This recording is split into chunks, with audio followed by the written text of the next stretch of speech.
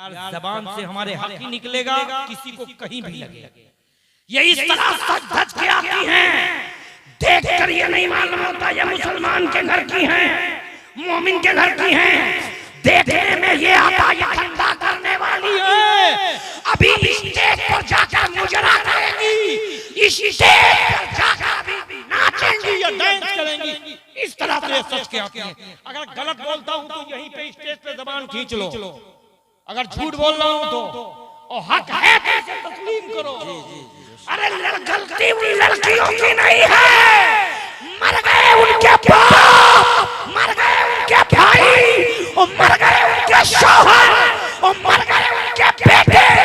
ये बुज़दिल है, ये कायर है जो अपनी बीवियों को, अपनी बेटियों को, अपनी बहनों को, अपनी माओं को इस तरह गैर महरम मर्दों के सामने सच धज कर जाने के लिए इजाजत। वाह वाह वाह, क्या बात, गलत तो नहीं बोल रहा, क्या इस्लाह है, माशाअल्लाह। मर गए बुज़दिल हो। यही वजह है कि मेरे नबी ने फरमाया एक जहन्नमी औरत, कितनी? एक जहन्नमी औरत 4 जन्नती मर्दों को अपने साथ जहन्नम में घसीट ले जाएगी।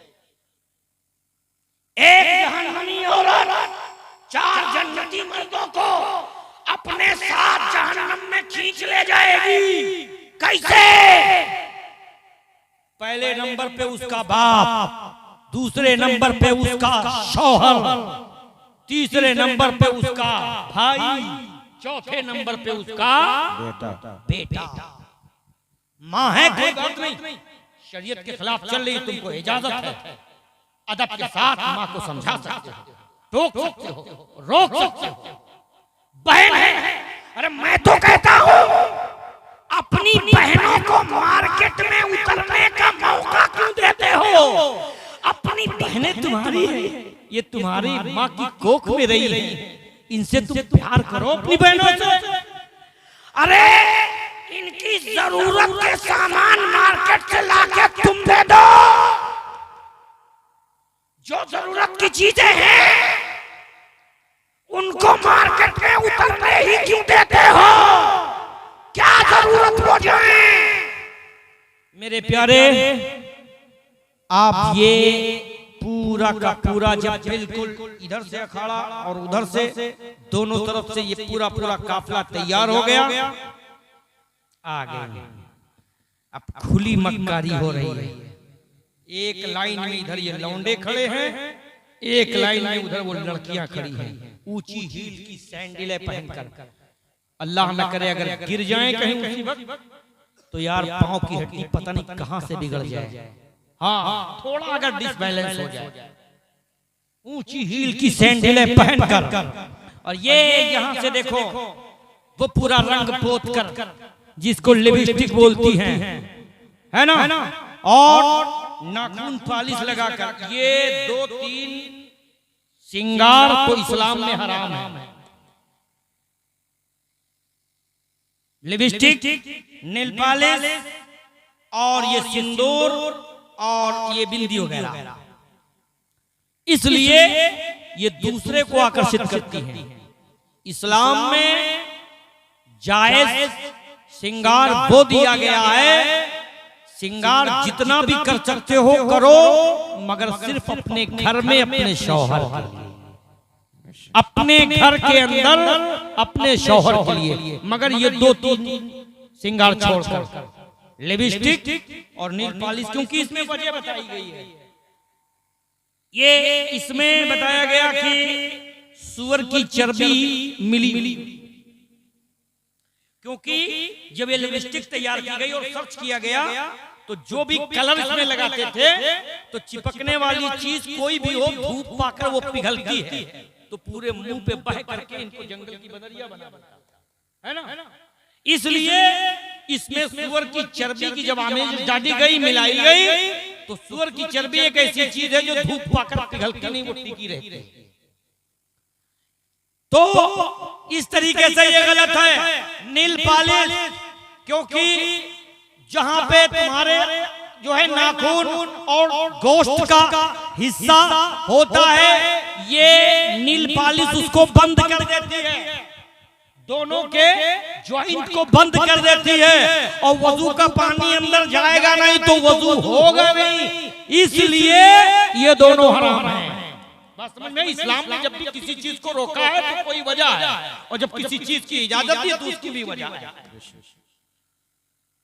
अल्लाह का शुक्र है हमारे घर में मेरे बड़े भैया हैं, हम हैं, हमसे एक छोटा भाई है, 3 लोगों की शादी हो गई, 2 की भी नहीं हुई।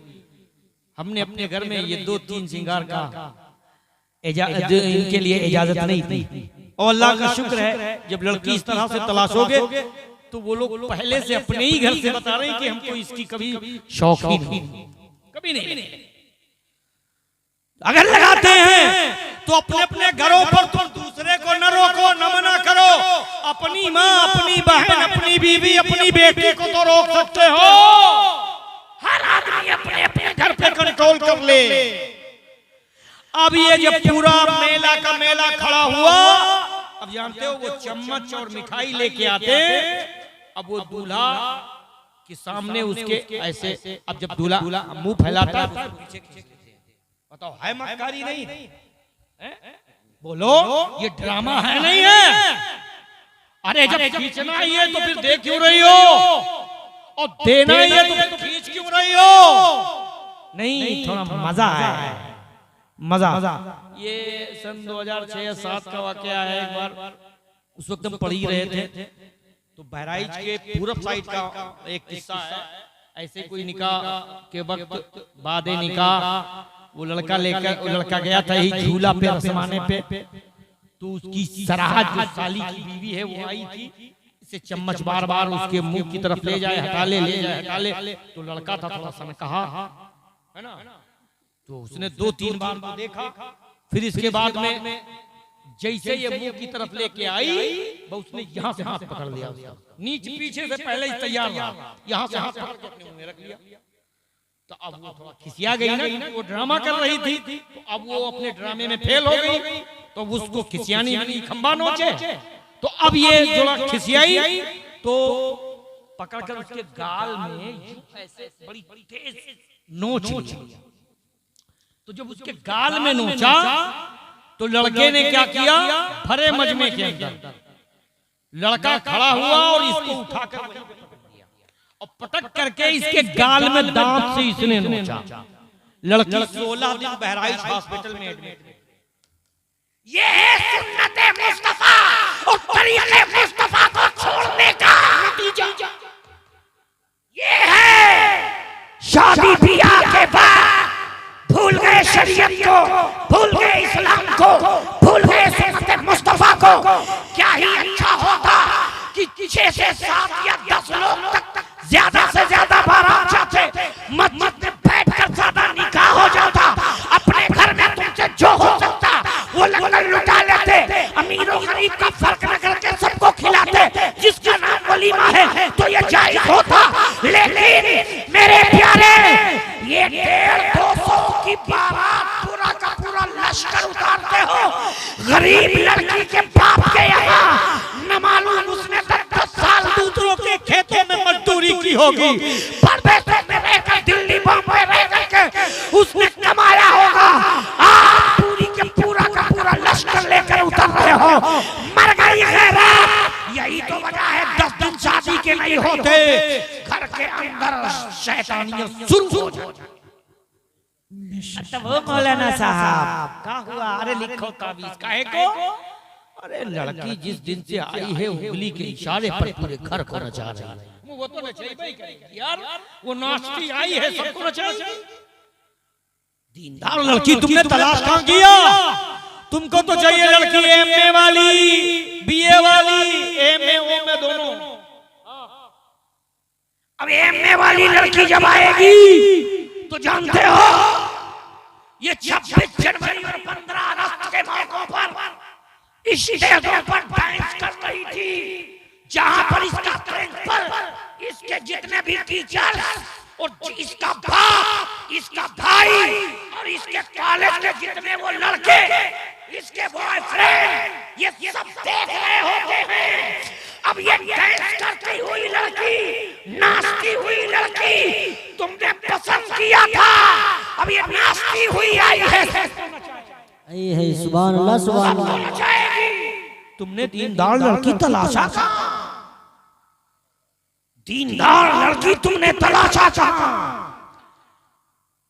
निकाह के बाद जिसको तुम झूला या रसमाना या बासी कहते हो, तरीका बेहतर ये था, लड़का और लड़के का बाप या लड़के का मामू या लड़के का फूफा, बस लड़के का बाप, लड़के का मामू या लड़के का फूफा या उसका दादा हो, यही 2 या 3 लोग चले जाए लड़के के साथ, और उसकी सास आंगन में हो या घर में हो, जाकर उससे कहें आज तक मेरी एक माँ थी, मगर आज से मेरी एक माँ नहीं 2 माँ है। जिसने मुझे जन्म दिया वो भी मेरी माँ, और तुमने मुझे अपनी लड़की दिया, तुम भी मेरी माँ। और ऐ मेरी माँ, मेरी तरफ से मुतमईन रहना, अल्लाह मुझको जिस तरह से तौफीक अता करेगा, तुम्हारी लड़की को परेशानी या दिक्कत नहीं होने देंगे। अपनी मेहनत और मशक्कत के साथ तुम्हारी लड़की के लिए खाने, कपड़े, खर्चे का इंतजाम करेंगे, और तुम्हारी लड़की को हर तरह से खुश रखेंगे, खुश करने की कोशिश करेंगे।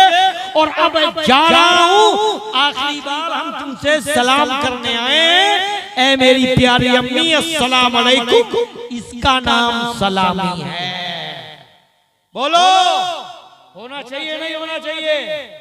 तो सही मानों में ये सलामी इसको कहते हैं। मगर अगर ये इस तरह हो जाए तो दूल्हे के जो साथी हैं, दोस्त कहाँ है यार? ऐसे को दोस्त कहेंगे? गुंडई करने जाते हैं वहां, ये दोस्त है? अब बताइए, उसमें ये 20, 25, 30 लड़के, इनका भी नहीं पता ये गांव के हैं, मोहल्ले के हैं, रिश्तेदारी के हैं, ये 25, 30 लड़कियां। अब ये सब लड़के और लड़की जब आपस में मिलते हैं, न मालूम कहां कहां एक दूसरे का हाथ टच करते हैं, एक दूसरे को पकड़ते हैं, गुनाह की दावत दे रहे होते हैं। ये लड़कियां इस तरह से सच के जाती। देखा होगा यहाँ से वो कपड़ा नहीं होता, बल्कि वो मच्छरदानी होती है। होता नहीं होता? देखा नहीं देखा? मच्छरदानी यहाँ से यहाँ तक होती। अच्छा, मच्छरदानी क्यों होती? यहाँ तक तो ये कपड़ा है, ये मच्छरदानी यहाँ क्यों? जानते हो क्या वजह? पहले मेहंदी सिर्फ हाथ में लगाई जाती थी, हथेली में ना। अब देखो लड़कियां मेहंदी यहाँ तक लगाती है। देखा नहीं देखा? मैं झूठ तो नहीं बोल रहा हूँ यार, मैंने देखा है, इसलिए बता रहा हूँ। ये लड़कियां यहाँ तक ये पूरा बल्ले और बादू सब मेहंदी से पोत लेती हैं। तो अब अगर ये कपड़ा वाली आस्तीन लगा ले तो वो तो ढक जाएगी, है ना? इसलिए वो मच्छरदानी फिट करती है ताकि ये दिखे। अब बताइए, इस तरह से जाकर ये खड़ी होती हैं, और जब इनके जिस्म की रंगत इन लड़कों के नजर में आती है, अब इन लड़कों को समझ लो उस वक्त गुनाह की दावत मिल रही होती है, और ये लड़कियां खुद को गुनाह करने पे मजबूर करती हैं। यहाँ तो रस्माना की रस्म चल रही है, और वहीं पे तुरंत नंबर ले लिया गया एक दूसरे का, पता भी नहीं, उसी भीड़ के अंदर नंबर ले लिया गया, सेटिंग हो गई। अब यही लड़कियां 15 दिन के बाद, अरे मौलाना साहब ताबीज लिखो, काहे को हमारी लड़की भाग गई, हमारी बहन भाग गई।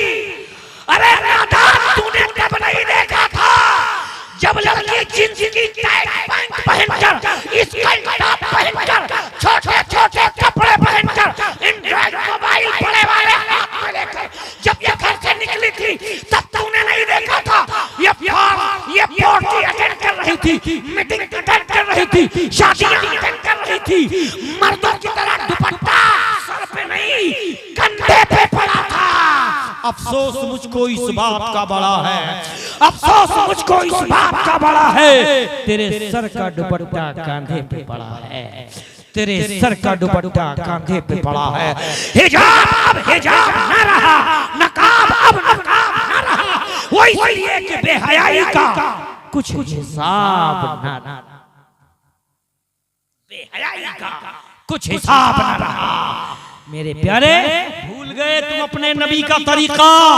मेरे नबी सल्लल्लाहु अलैहि वसल्लम की प्यारी बेटी तैयबा तारा फातिमा ज़हरा रज़ियल्लाहु अन्हा इमाम हुसैन रज़ियल्लाहु अन्हु से कहती है, बेटे हुसैन, मेरे जनाजे को मिट्टी दिन में न देना, रात में। क्यों? वो इसलिए कि बेटा, जिस दिन से तुम्हारे नाना रसूलुल्लाह ने मुझको कुरान की आयत पढ़ के समझाया था, पारा नंबर 22 सूरत नंबर 33 आयत नंबर 62 जल्लवाला मजदहुल करीम का इरशाद है, या अय्युहन नबी कुल्ली अज़वाजिका व बनातिका व निसाइल मुमिनीना युदनीना अलैहिन्ना मिन जलाबिबिहिन्ना ज़ालिका अदना अय्युरफना फला युज़ैना व कान अल्लाहु गफूरर रहीमा। ए मेरे प्यारे बेटे, जिस दिन से तुम्हारे नाना रसूलुल्लाह ने कुरान की ये आयत पढ़ के मुझको समझाई, ऐ नबी, सबसे पहले अपनी बीवियों को, फिर अपनी बेटियों को, व निसाइल मुमिनीना, फिर मुसलमानों की औरतों को हुक्म दो, आज्ञा दो, ऑर्डर करो कि जब अपने घरों से निकले अपनी चादरों का एक हिस्सा अपने चेहरे पे डाल ले। ये उससे नजदीक तरह के जब उनकी पहचान हो तो सताई ना जाए, इसलिए कि जब नकाब डाल लेंगी तो उनकी पहचान हो जाएगी। ये बाइज्जत घर की है, ये मोमिनों के घर की है, ये मुसलमानों की घर की है। ये गुनाह नहीं करती है, ये गुनाह की दावत भी नहीं देती है, ये गुनाह से बच के चलती है। तो ये जब पर्दा डाल के चलेंगी तो इनको इज्जत मिलेगी, मेरे प्यारे। तो जिस दिन से तुम्हारे नाना रसूलुल्लाह ने मुझको ये हुक्म दिया, मेरे प्यारे बेटे, उसी दिन से तेरी अम्मा फातिमा के सर के बालों को सूरज और चांद ने नहीं देखा। इसीलिए अब मैं चाहती हूं कि मेरे इंतकाल के बाद मेरे जनाजे पर भी किसी नामहरम की नजर ना। बात समझ में आई है ना? तो अफसोस मुझको इस बात का हो रहा है कि आखिर ये हमारी कौम जा कहां रही है और गुनाह हम खुद करवा रहे हैं। ये कंट्रोल हो क्यों नहीं रहा है? मेरी तरह 1 लाख मौलाना रोज चीखते चिल्लाते रहे, गाड़ी लाइन पे आने वाली नहीं है। इसलिए कि जो सुन लिया जाए, बहुत जरूरी है कि उन बातों पर फौरन अपने घर में अमल पैरा हो जाए और अमल अपने घर से शुरू करो, पाबंदी अपने घर से शुरू करो। दूसरे पे उसके घर की लड़की देखो, उसके घर के लोगों को देखो। अरे भैया, तुम उसकी क्यों बात करते हो? अपने घर को देखो ना। हम हजरत को कह रहे हैं, हजरत को हम बाद में, हम अपने आप को देखें, अपनी माँ बहन को सही करें। तो हजरत खुद अपने आप को देख लेंगे, हजरत अपने आप को देख लेंगे, फिर एक दूसरे को किसी कहने को कोई मौका ही नहीं। लेकिन वजह यह है, 1 लाख बुराई मुझ में है, उस पे पर्दा डालकर किसी की एक बुराई उसकी तरफ उंगली उठाते। और जबकि अल्लाह का संविधान कानून देखो, इनकी तरफ, भाई की तरफ मैंने 1 उंगली उठाई और ये 3 उंगली देखो, ये किसकी तरफ है? बोलो भाई, ये 3 उंगलियां मेरी तरफ खुद ये कह रही हैं, एक बार उनको बुरा कहने से पहले 3 बार अपनी तरफ देख लो, अपनी तरफ देख लो, तुम कितने अच्छे हो। जरूरत इस बात की है कि सुनने से ज्यादा उन बातों पे अमल कर लिया जाए, अमल कर लिया जाए। लास्ट में, आखिर में एक बात मैं आपसे करके रुखसत हो जाऊंगा बस इंशाअल्लाह। इसके बाद अभी जलसा पूरा मुशायरा गाह बनेगा और इंशाअल्लाह मैं भी रहूंगा, मैं रहूंगा। एक बात सिर्फ 2 या 3 मिनट की मेरी समाअत कर लीजिए। एक शादी हुई लड़की और लड़के की, 1 साल गुजर गया। 1 साल के बाद लड़की ने लड़के से कहा, ऐसा करो तुम मुझे तलाक दे दो। तो कहा क्यों? तलाक इसलिए दे दो, मैं खाने में, कपड़े में, प्यार में, मोहब्बत में कोई कमी की है मैंने? तो कहा नहीं, मैं खुदा के घर मुझे जाना है, मैं ये नहीं कह पाऊंगी। ना तो तुम जो बीवी का हक है उसमें कभी कोई कमी की, ना प्यार में कमी की, ना कपड़े और खाने में कभी कोई कमी की। दिल खोल के तुम प्यार करते हो, दिल खोल के मुझ पे खर्चा करते हो, तो कहा फिर तलाक क्यों चाहती? कहा सिर्फ मेरा दिल चाहता है, बाकी तुम में कोई ऐब नहीं लगाती, बुराई नहीं करूंगी तुम्हारी, कोई भी कमी नहीं, सिर्फ मेरा दिल चाहता है। तो कहा ठीक है, जब अगर ऐसी कोई बात है तो हम एक दिन का टाइम देंगे। मैं जा रहा हूँ, मजदूर आदमी था, मैं जा रहा हूँ मजदूरी करने, शाम को आऊंगा, तुम फैसला कर लेना, जैसा तुम कहोगी वैसा कर देंगे, लेकिन एक पूरा दिन का तुम्हें टाइम दे रहा हूं, सोच लो। चला गया। शाम में जितनी टाइम वो आता था वो नहीं आया, ये दरवाजे पे बैठी इंतजार कर रही है अंदर। कुछ देर गुजरने के बाद जो टाइम था वो टाइम गुजर गया, फिर कुंडी खटखटाई। जब इसने दरवाजा खोला तो देखा इसका शौहर इसके पैर, अपने पैर पे चल के नहीं है बल्कि 4 लोग उसको ला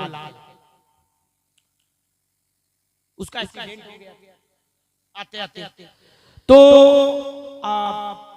जल्दी जल्दी लड़की ने नीम के पत्ते तोड़े, पानी खौलाया, इसके जख्मों को धुला, जख्मों को धुलकर दवाई लेकर आई, मरहम और पट्टी किया, फिर उसका चेहरा धुलाया, चेहरे धुला करके फिर अपने सहारे से बिठा करके खाना निकाल करके अपने हाथ से उसको सान सान करके उसके लुक़मे खिलाए और खिला करके लेटा दिया। फिर उसका सर दबाने लगी, पूछा कि अब दर्द में कुछ राहत है? तो कहा दर्द में कुछ सुकून महसूस कर रहा हूँ। कहा बीबी तुम्हारा मेरे सर पे एक कर्जा है। कहा वो कैसा कर्जा?